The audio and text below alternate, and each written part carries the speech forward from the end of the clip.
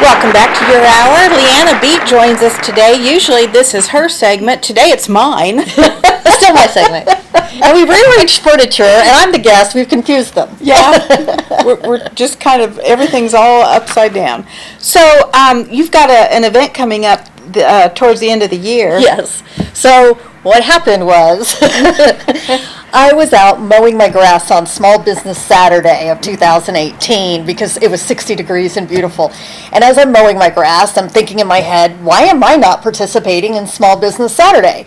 I work for a large company, but I'm a contract laborer person. Right. I'm not an employee of Berkshire Hathaway Home Services, Penn Fed Realty. I am a contract labor. So I thought, I can promote myself, but I have nowhere to do that. There's not like an event for me to go and put a booth up. Right. And then I thought, I could do that.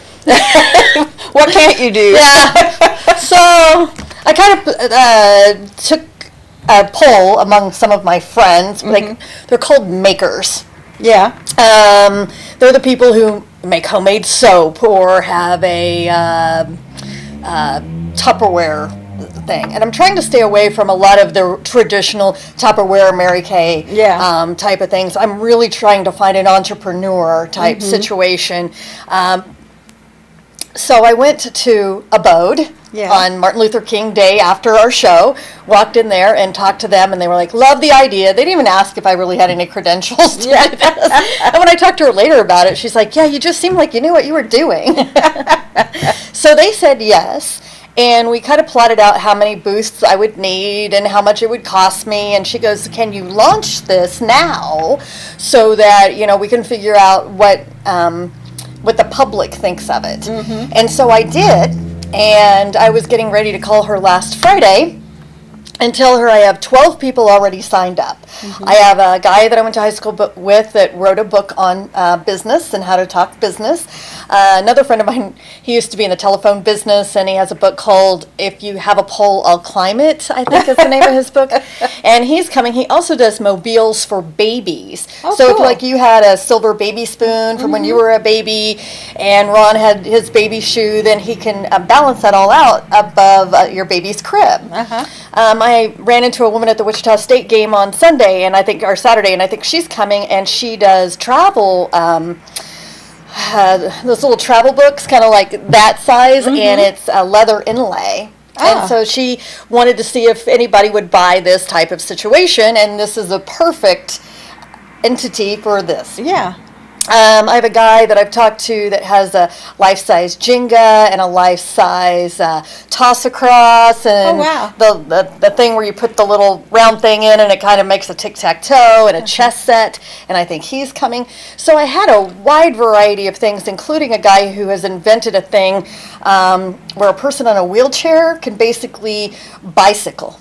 Oh, okay. So your wheelchair goes on it, and it works kind of like a bicycle. So if your friend wants to bicycle and you're in a wheelchair, you can go with them. Yeah. And so I've got an interesting variety of things, and now venue Abode has decided to close as of like June 1st. Yeah. And so they were very sorry, and they're also trying to help me find a location, but I'd like to stay on Douglas. And the reason is because I'm on the transit board. I try to promote bus usage and trolley usage as much as possible. Sure. And so I'd like to stay on Douglas, and it's been great. Since Thursday, I've had an outpouring of people calling me and saying, you could use my venue. Right. Which is kind of an off-course venue, but we'll find somewhere. But in the meantime, if you have a product that is kind of unusual and you want to get it out in front of the public, this is what I'm trying to do. Yeah. So. And of course, the price of the booth is going to vary now depending on how much it's going to cost you for the venue. So. But we're charging about $150 a booth. Okay. In relationship, it's $600 to be in the bridal show or the women's fair, and I'm charging $150, and that was covering my expense to rent the location and to do some signage. And immediately I got a radio station sponsor. They called me and asked me if I could sponsor, so I've got a radio station sponsor. You've talked about coming out and bringing the Mouthy Broads or doing something fun with that. So I think it'll be a great, big, fun event. Like I said, I've got a couple of ideas on Douglas. If they don't work out, then we'll probably maybe go off Douglas a little bit. But, there's a a few places that have called me and said, we're way out here, but we love the idea. Yeah. So the date may slightly change. The price, I think I'll just keep it 150 because I'm trying to get a space big enough that I can still do about 40 booths. Yeah. I think that makes an interesting enough variety of things. Sure. So well, and it is a great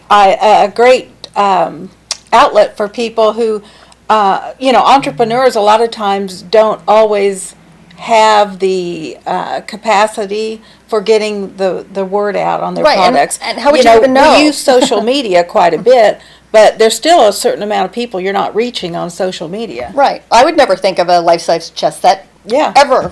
And when he spoke at 1 Million Cups, and I am speaking at 1 Million Cups on February 20th about this, when that person spoke at 1 Million Cups, he said that he was renting those out for if you had a big party for the TV station outside somewhere, or weddings. Sometimes people get bored during a certain time and they can have this event. And how would I ever know about that type of thing? And he couldn't, $600 for him to be in the bridal show was too expensive. $150 for him to be in mine. Mine's from 9 a.m. to 3 p.m. That way people could get set up between 7 and 9. Is it on a Friday or Saturday? Saturday, good. That's better yet. Yeah, get set up between, most entrepreneurs work another job. That's right. And I'm not making any money to do this. This is something that I just thought of, that I thought, let's try to keep Wichita as entrepreneurial as we can. I don't want people to leave Wichita that have really good ideas. We've seen that. How can I turn around and kind of give back with the talents I have? I know how to put on a show. Yeah. That's my talent. Well, Wichita is very rich in entrepreneurs because, with the aircraft industry as it is, a lot of people get laid off unexpectedly or expectedly, and they might discover, well, I've got an opportunity here to do the thing I really like to do. Right. And so they start going into business for themselves. Some are more successful than others, but wouldn't it be nice to have that kind of an outlet so that you could actually show what you have? And they get good feedback. Somebody could come along and go, I like this idea, but what if you did it this way, and I own the machine shop that can help you do that, or I own the distributorship that could help you do that. And so it's kind of a vendor show. It's for all ages, because you could bring your kids and say, look what they did, and you could still walk away buying your regular stuff. And I just think it would be a fun show as soon as I can find a location. Yeah. So if you know of a location, preferably off Douglas, right on the trolley route is what I'm looking for. But it was great. People reached out to me immediately and they liked the idea. So if you have an idea and you want to reach out to me, my phone number is usually up there, but it's 316-214-1121, and you can call me and tell me about your idea and talk about renting a booth. well, thanks for joining us today.